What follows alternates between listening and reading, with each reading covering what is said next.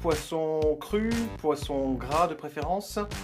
Moi j'aime l'acidité. L'acidité, je vais le retrouver dans le Sauvignon, sur le terroir du Sancerrois, avec le domaine Vacheron. Il y a du sang, j'aime les tanins. Les tanins, je vais chercher un classique, on va chercher du Cabernet, du Merlot, on va aller à Bordeaux sur un Pauillac.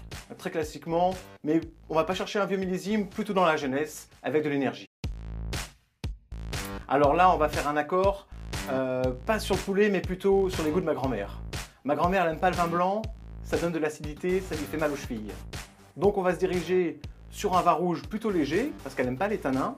On va aller à Fleury, chez Jean-Louis Dutrève, sur des beaux gamay. On va aller sur un vin un peu oxydé, on va aller en Espagne, on va chercher un peu le soleil, on va aller sur des finos, sur des manzanilla, des vins espagnols chaleureux, parfumés, légèrement oxydés. Si on est avec des mecs, on va tout de suite parler de taille. De taille, on va parler de Jéroboam.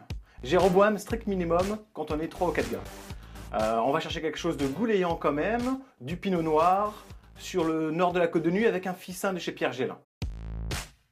Je vais penser au champagne. Au champagne, on va plutôt penser à un champagne servi assez frais pour calmer nos ardeurs et surtout des bulles fines pour nous exciter. Ici, on va chercher un blanc de blanc, pourquoi pas à la maison Vergnon, sur la cuvée Conversation. L'été, plutôt du vin blanc pour me désaltérer, quelque chose de frais. On va chercher l'Alsace, des beaux Riesling. Si c'est l'hiver, je veux quelque chose de chaleureux. Je vais chercher des tanins, je pars en Italie, je vais goûter des Barolo. Chez Bruno, à Dijon, bar à vin de caractère et taulier de caractère. J'irai à Rome sur un restaurant qui s'appelle Rossioli, restaurant à pâtes avec une carte des vins extraordinaire. On va parler d'un professeur, Christian Péchoutre, meilleur ouvrier français sommelier, quelqu'un qui m'a éduqué. Tout simplement, je pense que dans 10 ans, je goûterai le millésime 2026.